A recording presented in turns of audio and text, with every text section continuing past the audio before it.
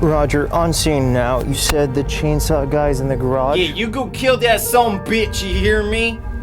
So you want me to go inside the facility despite the fact that we don't have backup, blueprints, or knowledge of a specific location?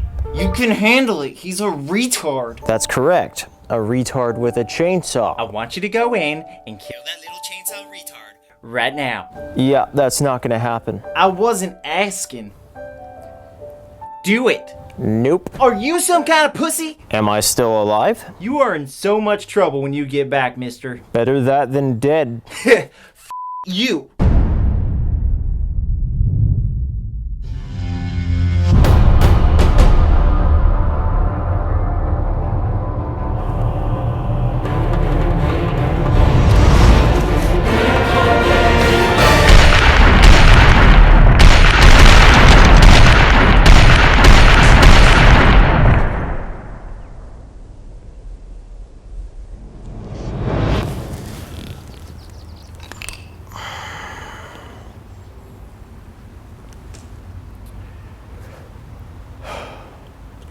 The end.